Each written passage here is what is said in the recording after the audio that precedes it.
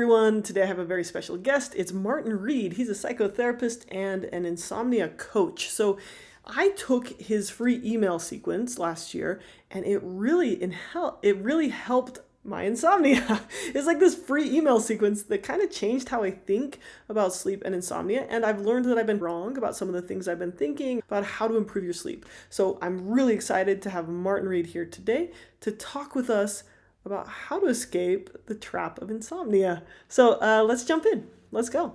Awesome. Well, thank you so much, Martin, for being here. I'm super excited to talk with you about all things insomnia. Thanks for having me on. I'm very excited to be here too. Yeah, awesome. Great. Okay, let's just jump right in. What causes the cycle of insomnia? Wow. All right. So we are diving right in. I know. I'm just going to go there. Yeah, let's do it. I think first and foremost, it can be helpful to recognize that difficult nights of sleep from time to time are natural and normal. It's just part of being a human being, just as we all experience difficult days from time to time. So we have that kind of more transient short-term insomnia that kind of affects everyone. Yeah. But then probably more what you're getting at is when it becomes this longer term issue where this just is sticking around. I just can't seem to shake it off. It's night after night of real difficulty, real struggle. And as for that, it all starts in the same place where there's just that initial night of sleep disruption. And then what can happen is the way we respond to it, the way we try to understandably fix it, get rid of that insomnia, get us back to where we were before. All those efforts can trip us up and make things more difficult. I like to think of it, some of us I think are just more predisposed to developing insomnia. It's like the kindling on a fire. So the sticks are in place, the logs are there, they're all ready to go. For whatever reason, some of us might just be more reactive to stress or anxiety. We might have really high pressured jobs, maybe genetics, all different reasons. Yeah, I did a 23andMe test, DNA test, and it said, yeah, you're more likely to be a morning person and you're more likely to be a light sleeper, it said, based on my DNA. Now, I don't know how accurate that was, but that's what it told me. There you go. So maybe you've got a few sticks in the fire all ready to go there. Yeah, maybe some of those predisposing factors. Yeah, exactly. Yeah. And there's not really much we can do about that. That's just the hand we were dealt. It doesn't mean we're doomed to a life of insomnia. It just means that maybe we're more likely to experience some sleep disruption from time to time. It doesn't mean it has to go on to this long-term issue, but just means that the kindling is in place, right? And then what can happen is the spark. So something happens. So we might get some bad news, we might get some good news, we might be about to go on vacation, we might be on vacation, anything, any kind of change or event happens. So the brain is a little bit more active. And so then that spark goes into the kindling and we have some sleep disruption. Most of the time, for many people, once that event has passed or it's no longer relevant, the kindling's all gone away and our sleep just gets back on track by itself. But sometimes it can stick around, and like I touched upon earlier, that's often down to how we respond to it.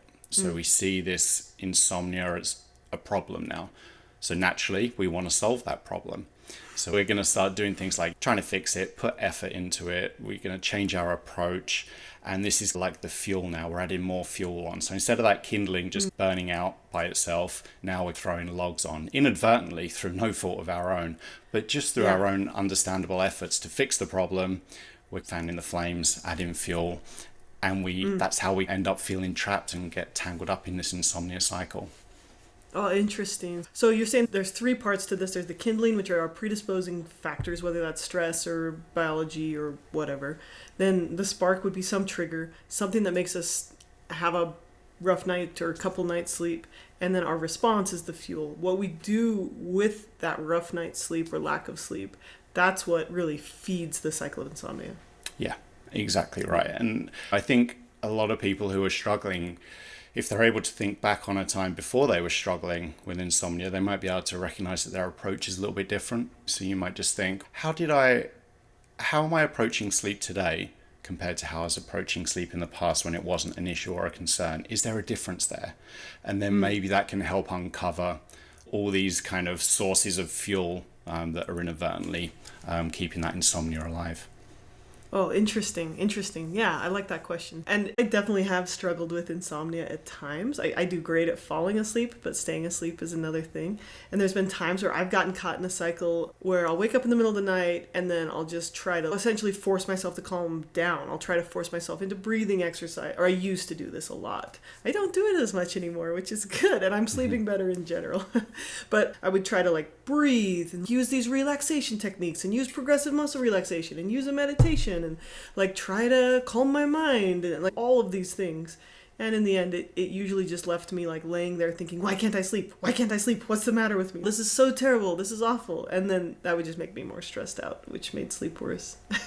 Yeah, and anyone that's listening to this that has gone through that, I think, is going to really identify with what you just described there, because it's a hallmark set of symptoms or set of responses when someone's dealing with chronic insomnia. It's all like trying to control sleep, get rid of the wakefulness, make sleep happen, and to control what's going on up here, trying to get rid of certain thoughts and feelings or to make other thoughts and feelings appear and stick around.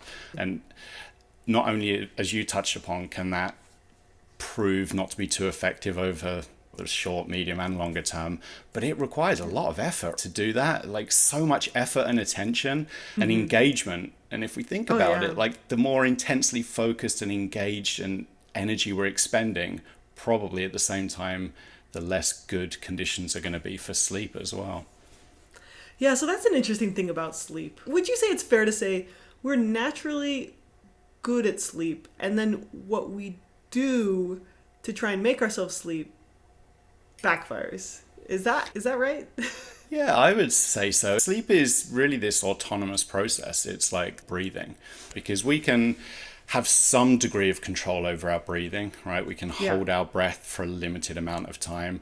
We can speed it up, slow it down, or again, just for a limited amount of times.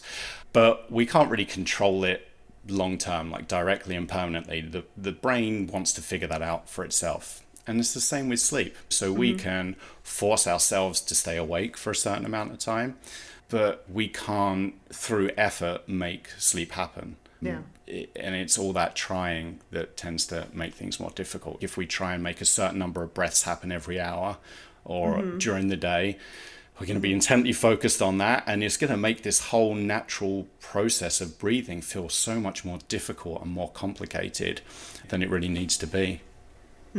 Yeah. So could you give me like a laundry list of what are some of these things that people do that contributes to this kind of sleep effort that backfires? Yes, I think they can be divided up into kind of two categories. There's our actions, our behaviors, like our physical response. And then there's what goes on up inside our minds, our kind of cognitive or our mental response. So starting with the kind of action or habits-based side of things, because maybe that's a little bit, that's like the more low-hanging fruit that a lot of people can identify with. First and foremost, a lot of the time we want sleep to happen, and we see that sleep is an issue. So we might start doing things like going to bed earlier than we did in the past in an effort to make more sleep happen. Or on the other side, we might stay in bed later in the mornings in an effort to make sleep happen, catch up on sleep, chase after sleep. And the logic makes sense, right? It's like the more time I spend in bed, the more opportunity there is for sleep to happen. So maybe the more likely sleep is to happen. But unfortunately, that can backfire on us, because let's say you might be averaging 4 or 5 hours of sleep at night, and now you're suddenly spending like 10 hours in bed, for example. Then we're setting ourselves up for about 5 hours of wakefulness at night. So we're creating conditions for more insomnia rather than creating conditions for more sleep. And that's probably like one of the biggest things that I see in people with insomnia as one of those actions that we're really likely to engage in when we're struggling with sleep, is just spending more time in bed, going to bed before we're actually sleepy enough for sleep, but because we're really chasing after sleep, wanting it to happen. And correct me if I'm wrong here. The way sleep works, it's not something we can manually like just force, but at the same time, if we lay in bed and we lay there just wishing we were sleeping and struggling against sleep and trying to sleep, that kind of conditions our brain to be less sleepy in bed. Yeah. Is it conditioning? That's what I'm asking. Is this conditioning?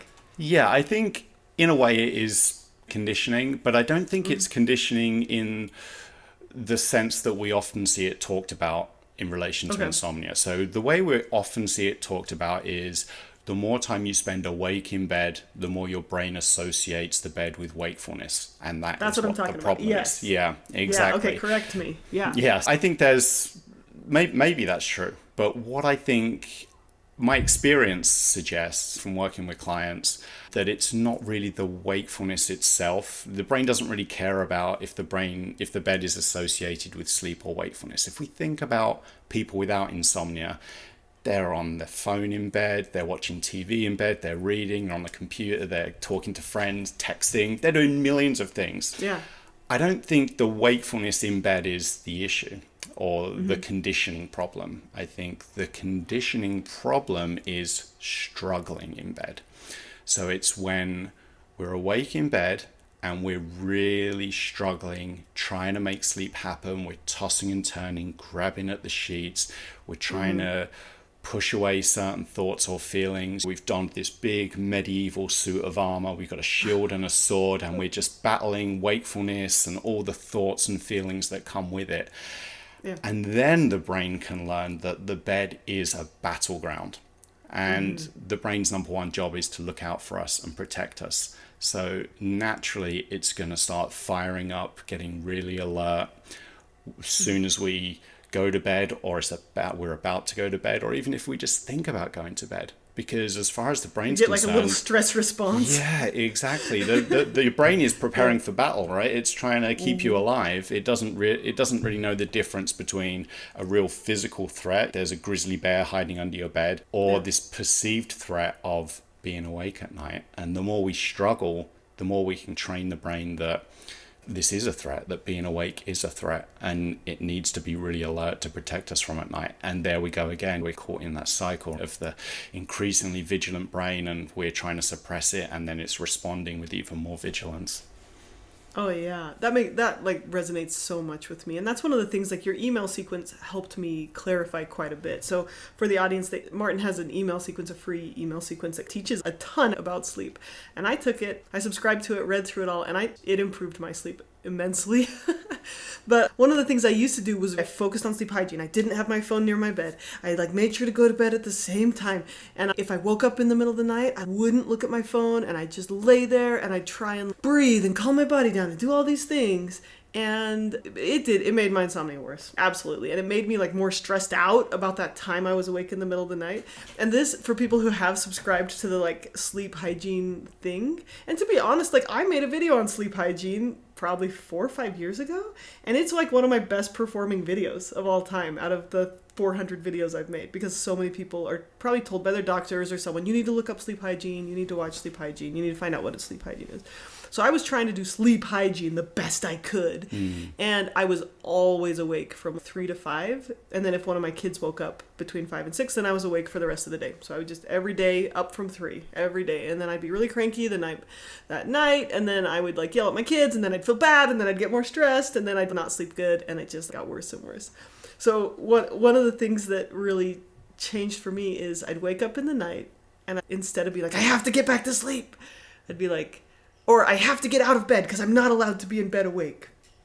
Instead, I would lay there and listen to the boringest version of something interesting I could find, usually archaeology, and I would just lay there, and probably 7 out of 10 times I'd fall asleep, and 3 out of 10 times I would get to listen to something mildly interesting. And I just stopped struggling. I was just it's cool. I can lay in bed and listen to something I like. Yeah. And so now, probably 3 out of 10 nights, I'm awake and I don't fall back asleep, but at least I got to listen to something interesting, and I've dropped the struggle with I have to sleep or else. This is going to be awful. Yeah, and I think that's really key. I really don't think it matters too much what we do during the night when we're awake, as long as we're practicing experiencing that wakefulness with a little bit less struggle. We're not trying to control something that our own experience might tell us we can't directly or permanently control anyway, like sleep, like what we're thinking, like what we're feeling. So if we do find ourselves getting pulled into that struggle, we've always got that opportunity to do something else instead. So it could be listening to something, like you said, watching something. We don't have to get out of bed, as far as I'm concerned, unless you want to. That's fine. If you want to get out of bed, do it. But there's no need to, because again, the goal isn't to control the uncontrollable. The goal is simply to practice experiencing that wakefulness with a little bit less struggle. So the things we can't control are our sleep, our initial thoughts, like in general, thoughts pop in and out that we cannot control. We can influence which thoughts we elaborate on, for lack of a better term. Yeah. And we can't control our emotions. And so what you're describing is like dropping that struggle and focusing instead on building a skill of getting good at experiencing them. Is that right? Yeah, exactly right. Because really insomnia comes down to an understandable unwillingness to experience insomnia. So the less willing we are to experience it, the more likely we are to experience it. Just because when we're unwilling to experience something, we often put a lot of effort into avoiding or fighting that very thing. And that's what makes it more difficult.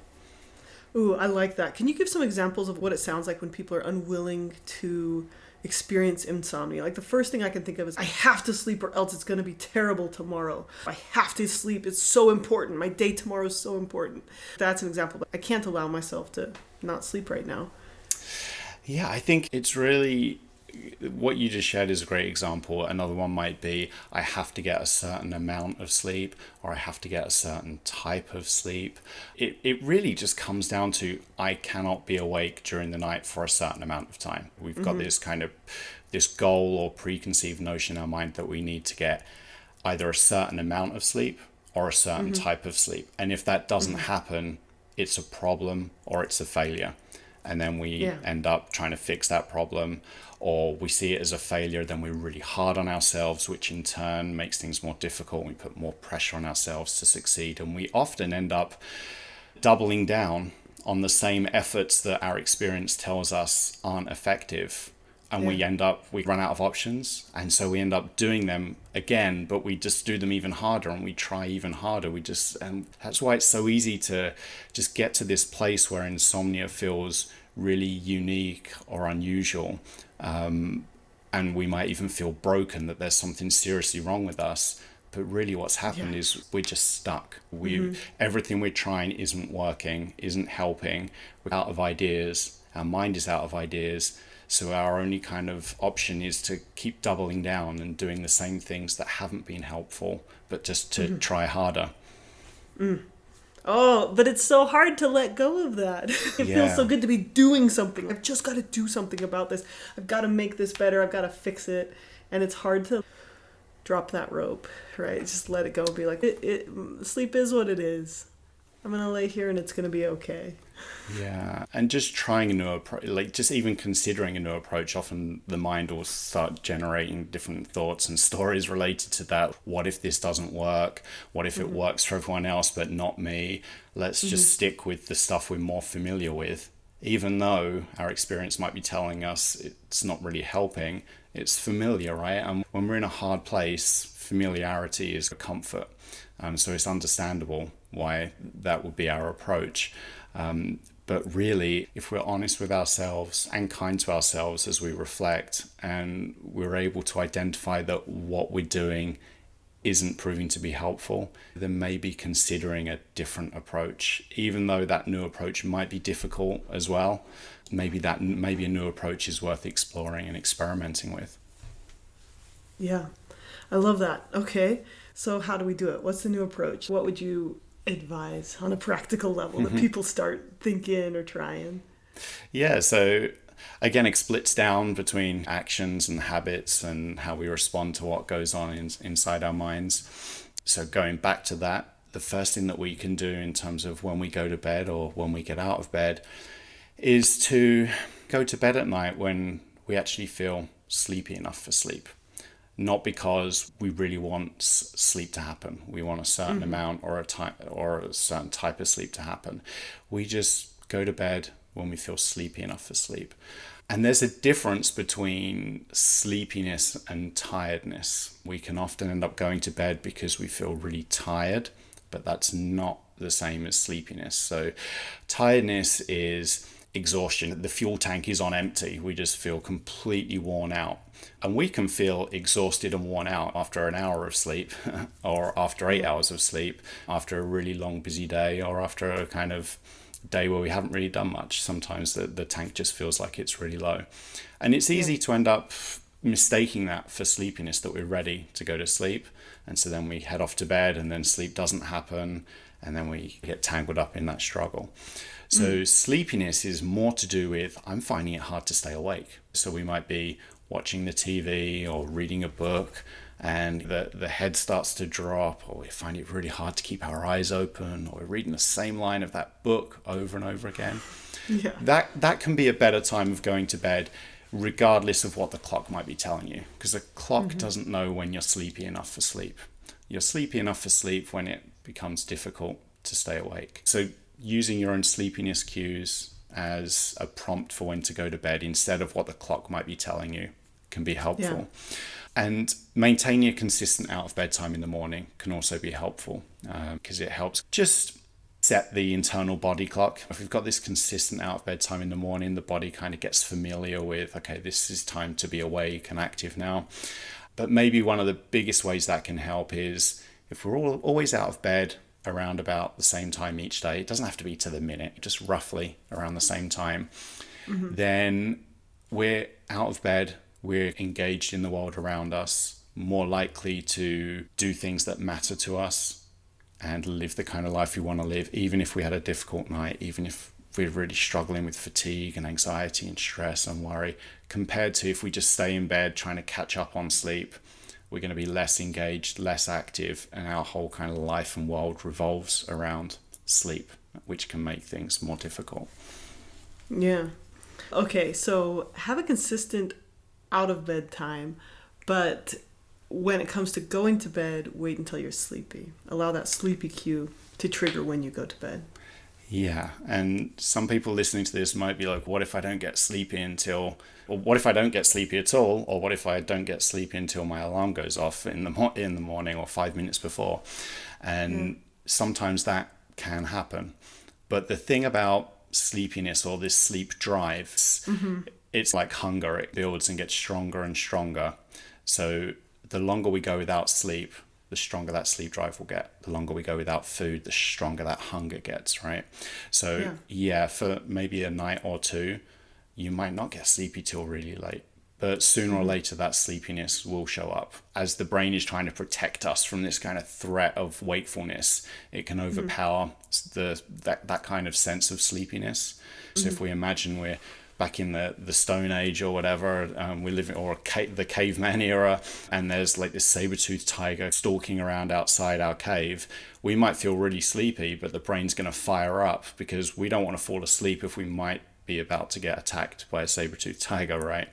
Yeah. And so the body can suppress sleepiness, but it can only suppress it for a certain amount of time. Sooner or later, that sleepiness will happen. So if you are going to experiment with this idea of I'm not going to go to bed until I feel sleepy enough for sleep, it can be helpful knowing going into it that, maybe you won't get sleepy until a lot later, or maybe you'll spend the whole night awake. Who knows at first? But sooner or later, that sleepiness will show up. So part of the process of healing insomnia or dropping the struggle with insomnia is allowing yourself to not get as much sleep, maybe initially, because you're like allowing your body to build up its more natural ability to sleep by allowing that sleep drive to build when you get less sleep, and allowing yourself to relearn to listen to your body and its sleepiness cues. Is that right?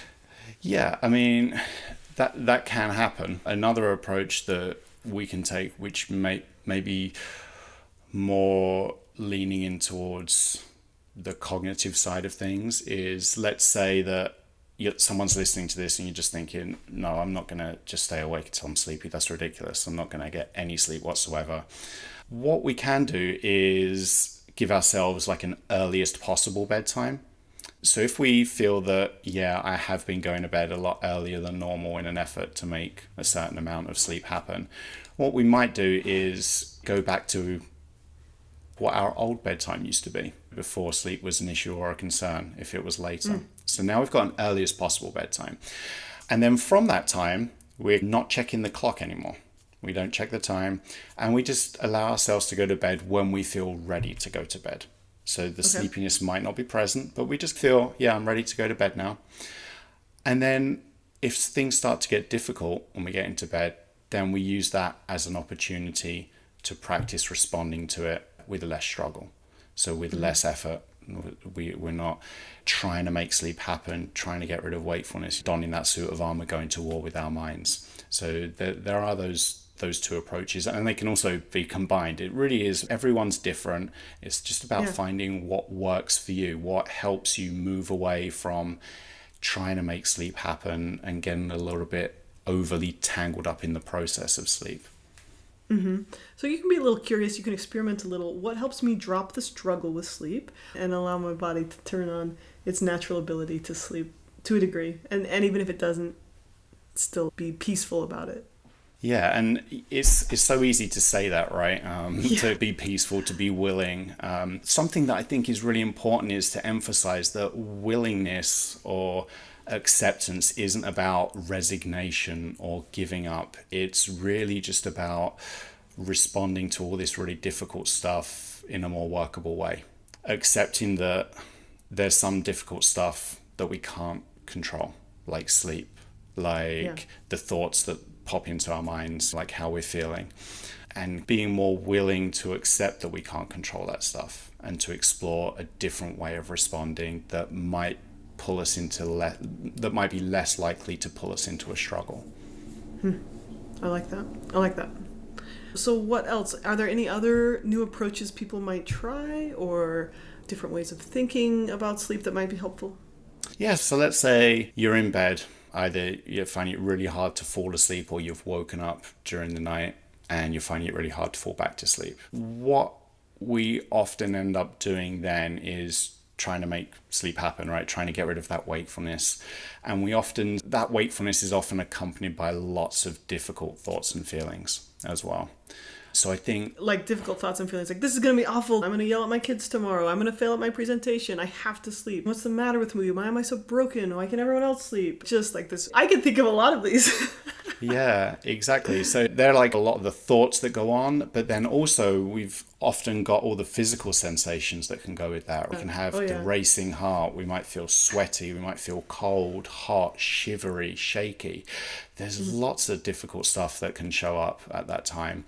And because none of it usually feels good, we try and get rid of it, right? We might try and distract ourselves, push that stuff away. But often it's a bit like if we don't want a beach ball next to us, we're like floating in the ocean, and so we push that beach ball down because we don't want it near us, and it pushes back harder. And so we push down. What happens at the end? We just get exhausted, and that beach ball bursts back, and it's more powerful than ever before. So I think we can, if we're interested in looking for a different approach to this, I think it can be helpful to use that beach ball analogy again, acknowledge the presence of that beach ball. So, all right, here's that tomorrow is going to be a disaster story, whether it's true or not. Yeah, maybe tomorrow will be a disaster. We're not trying to dispute it or judge it or evaluate it. We're just acknowledging it. So we got that thought or that beach ball, and it's right there. Now, instead of pushing it down, what if we just let it sit there? We just let it hang out with us, and we just experience the presence of it. Even though we don't want it there, we might not want it there. We might really want to just grab a pocket knife and stab that beach ball so it explodes. But what if we just let it sit there and just hang out? So you're having these thoughts, tomorrow's going to be a disaster. So you're just acknowledging that, and you're just allowing it to hang out.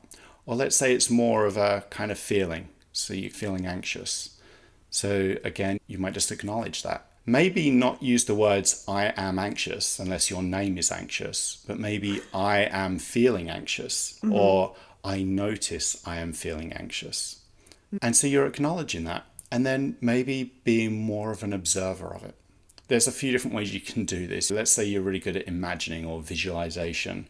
You might imagine those thoughts or feelings that you're acknowledging, kind of like clouds in the sky. So like clouds in the sky, some are really big and ominous. some are small, some move across the sky really quickly, some move really slowly. What if you just took each of those thoughts and feelings that you've acknowledged and you place them as clouds in the sky all around you, and then you just observe them? Now, some of them might grow, get really big and more scary and more ominous. Again, you just observing that. Clouds can be scary, but they can't harm us. So we're just watching that, observing it. Some might shrink. Some might just not do anything. Some might move really quick. Some might disappear and then come back. So we're not getting involved. We're not trying to control these clouds. We're just observing them. And I think being kind to ourselves as well, like you touched upon earlier, how we can be so hard on ourselves when things are difficult, to just talk to ourselves in a kind way. And another way that we can be kind to ourselves is to remind ourselves or to reassure ourselves that we're not alone right in this moment. As we're there in bed tonight, really struggling, there's millions of people sharing this struggle. This isn't your burden. This isn't you versus the entire planet.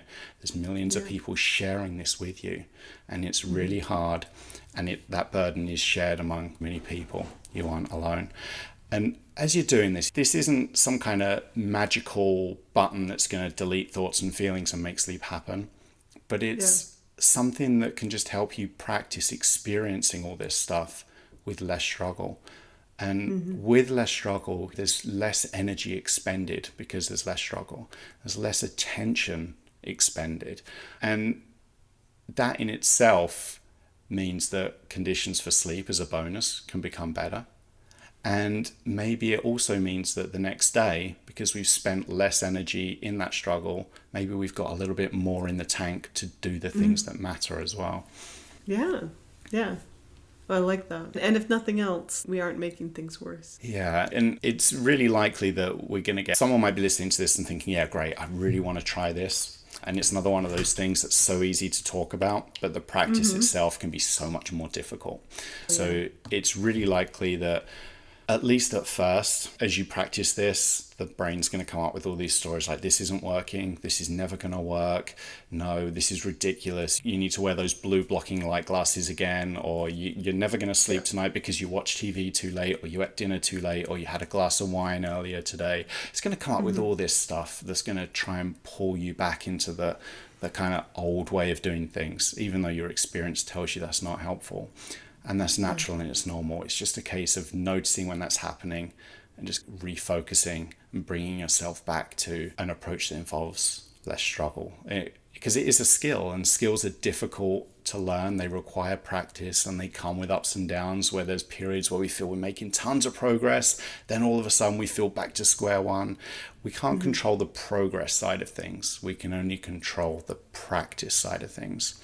So if we find that we're getting pulled back, or we feel like we need to give up, or we do give up, and then we feel like it's time to try again, that's what matters. It's just about coming back, being kind to ourselves when things are difficult, and just committing to that ongoing practice. Yeah. And so the main idea of practice is dropping the struggle, noticing your thoughts, noticing your feelings, being more of an observer, not trying to force things that you can't force, and instead allowing that beach ball to be there. Yeah, exactly. Even though we probably don't want it there, there it is. I like that analogy. Yeah, exactly. Because it would be great if we could just get rid of all this stuff through effort, if we could get rid of insomnia through effort, or thoughts and feelings through effort. Yeah. And I think something that can be helpful in terms of reinforcement is if we are someone who sleeps great, and often, ironically, for people with insomnia, it's their spouse or their partner. But let's say you're single and you just find a friend who sleeps well. You just ask them, what do you do to make that sleep happen? Why is sleep so good for you? And you probably get that kind of blank face, because sleep is effortless, right? Yeah. So if someone out there is lying there awake right now listening to this, hoping that this podcast will magically fix their insomnia, what you're saying instead, tell me if I'm wrong, is make space for not sleeping. It's uncomfortable to be lying in bed and wishing you were asleep. Can you let yourself feel that feeling and notice that thought and be okay anyway? Yeah, I think it's First, if someone is listening to this, I would say that what you're going through is difficult. There can be no doubt about it. And it can't be solved just through words or really from talking or from listening to a single podcast episode. But if you found that your approach up to now hasn't proven to be helpful, like the more effort you're putting into sleep just seems to be getting you more stuck, then maybe it's time to explore a slightly different approach that involves practicing experiencing wakefulness with a little bit less struggle in whatever way that works for you. So some people might think this whole idea of acknowledging everything I'm thinking and feeling just doesn't sound like it's going to be helpful for me. Okay, that's fine. Maybe a way of practicing experiencing wakefulness with less struggle for you might involve reading a book instead of tossing and turning, going to war with wakefulness, trying to make sleep happen. Maybe it involves using your phone. Maybe it involves reading the news. Maybe it involves trampolining at 3 o'clock in the morning, because the goal isn't to make sleep happen, right? Because you know from experience that the more you're trying to make sleep happen, the more difficult it's becoming. The goal is just to practice experiencing the wakefulness with less struggle, because with less struggle, there's less energy and attention consumed. And at the same time, the less you're struggling, the more you're training your brain that wakefulness isn't this threat that it needs to be so alert to protect you from. Yeah. Oh, that's just, I think it's just such an important stance to understand and to take when it comes to struggles with sleep. And I've certainly seen it be helpful for me as I've more and tried to shift my approach from gonna make myself sleep to it's okay. I can rest or I can get up. Either way, it's okay. Yeah, and I like that the way you touched upon rest there, because often the idea is that if we are awake in bed, that we need to make sleep happen. And some approaches that people might be familiar with involve you need to get out of bed just because you're awake. If you've been awake for 20 minutes or 30 minutes, you need to get out of bed for 20 or 30 minutes, then return to bed and kind of repeat this process all night long. Looking at the clock all the time. Which in turn makes sleep more difficult. So this idea that what if my goal when I'm in bed isn't I have to make sleep happen? What if it's rest? What if I give myself permission to rest? So I'm awake in bed. How about I use this as an opportunity to rest instead of as a time where I have to make sleep happen? And that can be a really helpful approach for a lot of people, I found. I like that. I like that a lot. Do you have any last thoughts or any last things you want to make sure we cover before we wrap up? I think what can be helpful is to understand that insomnia can often feel really mysterious. Our sleep might happen in a certain way or not in a certain way on one night or after a few nights. There might be no pattern to it. It might seem really confusing. But really there is no mystery to insomnia. Sleep only needs two things to happen. It needs us to be awake for long enough, and it needs a complete absence of effort. That's really what sleep requires. And so if sleep isn't happening, then one of those two things are missing. Either we're not sleeping, we haven't been awake for long enough. So if we've got 10 hours of sleep and then we go back to bed, we're probably not going to get any more sleep. Or we're putting effort into sleep, we're trying. And that trying can be through our behaviors, like we're going to bed really early, staying in bed late. Maybe we're modifying our behaviors during the day too, which is something that a lot of us will do. We might cancel plans or avoid doing things that are important to us because of how we feel after a difficult night, or because we want to protect our sleep and we see that doing a certain activity might be harmful to our sleep. And that in itself can be one of these efforts that we engage in to fix or protect sleep. So that can be helpful, recognizing that there isn't a mystery to insomnia. Even though it can feel mysterious, it's not. And even though every single one of us is a unique individual, our insomnia is not. Our insomnia is virtually identical from person to person. Interesting. I have a podcast where I talk to people that have put the insomnia behind them, and it's amazing when you just listen to people describing their experience. You could just superimpose another guest's face onto that person, and it could be virtually the same story. And I say that not to downplay it, but just to reassure you that what you're going through, you're not alone. There's nothing unique or unusual going on, and that there is a way through this, because other people that have experienced the same insomnia as you have got through it, so you can too. I think that's something that's important to emphasize. Awesome. Yeah, that's so valuable, so helpful. And I'm sure this is going to be really meaningful to hopefully thousands of people. So thank you. Thank you so much for sharing that with us. Absolutely. Thank you. And can you tell everyone where they can find you again and what programs you offer if anyone wants to learn more? Yeah, so you can find me at my website, which is insomniacoach.com.